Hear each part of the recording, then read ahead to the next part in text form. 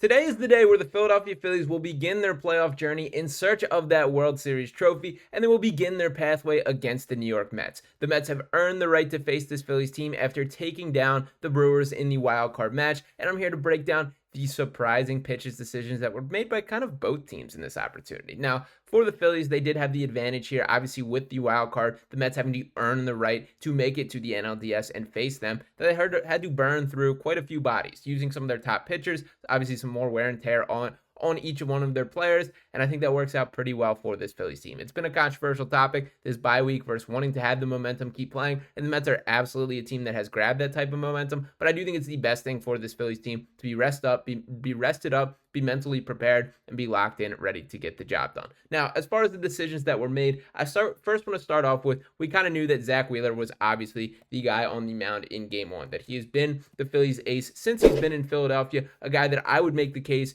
is the best free agent signing in Phillies history. In this game this season, 32 games that he did pitch, 200 innings, just 20 home runs, 224 strikeouts, so more than one per inning there, just 139 hits allowed, a 2.57 ERA. He's been exactly the ace that he was marketed to be and lived up to every bit of my expectations and then some for this Phillies team. Now, the decision for Philadelphia came in game two. That Aaron Nola, we know who he is as a pitcher. We know he's a guy who's been here for quite some time, is a homegrown talent, and it's a dude who I think is the undoubted number two pitcher on this team. His stats not far off on the season, 199.1 innings pitched, an absolute workhorse there. 30 home runs allowed, 197 strikeouts, and just 189 hits. Nola's a great pitcher and a guy who very well might be in position to ice the sweep for this Phillies team. And why I say that is because the decision was made for Cristopher Sanchez to ultimately step on the mound and be the game two pitcher against the Mets here. And to give a little details on why that is the case, shout out to Corey Seidman of NBC Sports who breaks this down. He writes in his article that the Phillies will start Cristopher Sanchez in game two of the NLDS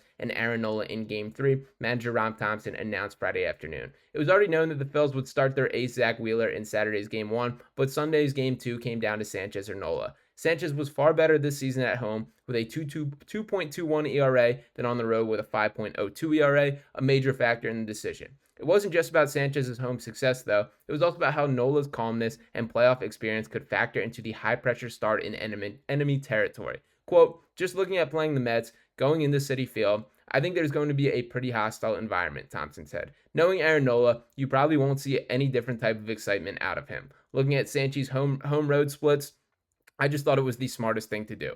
It's really amazing the steps that he has taken, the growth that he's had, not only physically, but mentally and emotionally. This guy started the year at 92, 93 miles per hour, really commanding the baseball, and now he's 95, 96, touching 97, and maintaining his command. The changeup is a plus pitch. The slider, he's landing, gone deep into games. He's held his composure. He's just grown leaps and bounds. And that, to me, the story of this season is what Sanchez has brought to this Phillies team, that he has changed the outlook from both a regular season and playoff perspective by proving to be that regular starter, a guy that there were questions about coming into the season. He's still coming to his own, and also with Ranger Suarez, who's been one of the prize pitchers in the postseason for this Phillies team, there's more questions about him than ever, as he has not quite had his bite since the beginning of the season. It does look to me like he's pitching through a bit of a dead arm, and while I think in my heart of hearts, I do truly hope that Ranger finds it and is a key part of this Phillies run, the reality is you got to keep all options open, and I do think it's really cool that Topper is rewarding Cristopher Sanchez with this opportunity, especially if Aaron Nola is on the same page and cool with it. I do hope that conversation went particularly smooth. Nola does seem like the easygoing type of guy that this would not bother, but I do hope that is the case there. Now, to touch on Sanchez a little bit more, we do know what he is as far as a talent. That this season, 181.2 innings pitched, the most by far in his career with this Phillies team. Played in 31 games, only around 11 home runs on the year, 153 strikeouts to 182 hits there. He's a guy who's a bit more of, he'll have you ground out. He'll have you fly out. He'll control the game by allowing you to hit in a way. He's not as dominant as I would say with either Nola and certainly Wheeler there, but he's a guy who gives his team a chance to win, and when he's going, you can absolutely tell there. Now, from the Mets' perspective, there's also a surprise on the mound. As I mentioned, probably the biggest negative to having to go through the wild card is the amount of wear and tear that it puts on your bodies. With every game being a must-win, them going with Jose Quintana in that last game, which, of course, if you lost, you were eliminated to the Brewers, and that would be the matchup that we'd be speaking about here.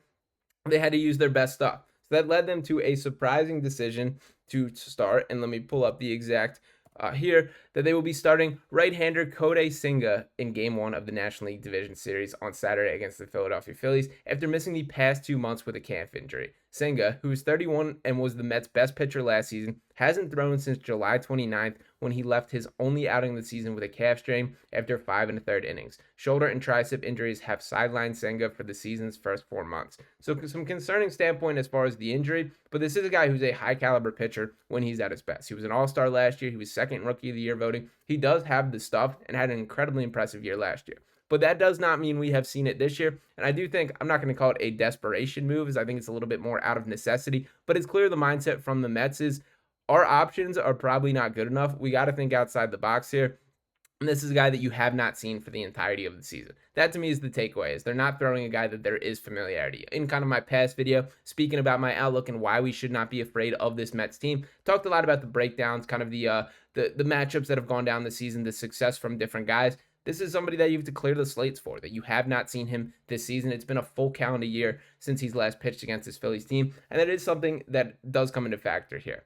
Now, kind of one of my themes on this channel and really throughout this matchup, and will continue to be the case until I have to eat my words here, is I think there's been too much respect given to the Mets. That yes, they're a fun, cool story. Yes, they have absolutely turned their season around, deserve credit for it. But I didn't love this quote from Rob Thomson, really giving him as much respect as he did. So to read it out here, and shout out to John Clark for tweeting it, he said from Rob Thomson, quote, "As I said when we were in London, do not fall asleep on the New York Mets because they're very talented, and they are. They can beat you in a lot of different ways. They're a good club, well managed. They can steal bases when they need to. Defense is solid. Starting pitching is really good. So they're on a roll. And you can lose it. And as you well know, watching up last year against Arizona, you can lose it awfully quick.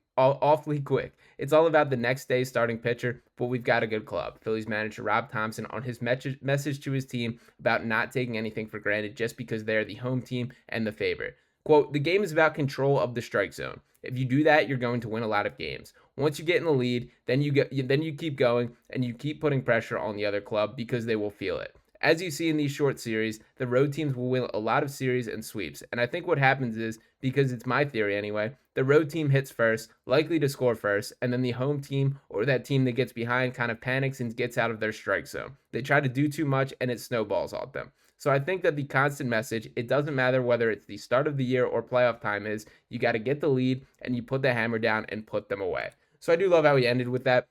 And by the way, this feeds into the exact tactic of why Kyle Schwarber has maintained and stayed in this leadoff hitting position, that there's nothing better to going up 1-0 on the first batter that you have at the plate there. And Schwarber has been excellent at that for this Phillies team. But as far as the message as a whole, there's a lot that I think Topper hit on that is really key here. For starters, it does feel, as much as I will diminish the team of destiny kind of conversations, you can see the similarities between this Mets team and the past year's Phillies teams. So this scrappy, fun young group that has a little bit of a vibe about them. But we've also seen this fall apart from the Phillies perspective, and it feels like it's a foregone conclusion that it's not going to happen from a Mets perspective, which I just don't ultimately get here. And while I still think it's pretty just disrespectful and weird that a New York market is playing this little engine that could, this underdog team, when you just can't be that, in my field there. But the reality is, like, as Thomson mentioned, it can fall apart quick, and that's exactly what happened with this Phillies team against the Diamondbacks after they took a 2-0 series lead in that series, though. So for this Phillies team, it's keep your head on straight. You've been here before. You've done this. The goals are still in sight of winning a World Series, but you got to get through this Mets team first. I love that Rob Thomson is giving this team the best chance to win on a night in and night out standpoint. I think it is the absolute correct decision to give Sanchez the ball in game 2. He has earned it throughout the season, and this is a guy that I do think will feed off the home energy, that it is going to be an absolute Thunderdome walking into Citizens Bank Park for this New York team. It is an SEC type environment for college football right here around a baseball diamond. So very cool. Shout out to everybody. Wish I could be in the building myself, but I do think that is the right decisions from this Phillies team, and I think we're going to see the ultimate products of it. So let me know what you guys think about the pitching matchup. I don't have a huge judgment for kind of what the Mets are going to do here. It does feel like they're keeping things a little bit close to the vest from now on forward, but we do know the game 1 starter. We do know it is a guy that this Phillies team has not seen in quite some time. I do think that's a little interesting wrinkle to add to it. But the bottom line is, if the Phillies play like the team that we know them to be, they're going to have no problem taking down this Mets team, and I will ride with that take into the sunset. And my final quick prediction that I did want to end with here, there is a guy that I don't think a lot of people have talked about, and kind of for good reason, and it is Bryson Stot, who's coming off a down season, did not take the strides forward that it was hoped. This season, just 11 home runs, 57 RBIs.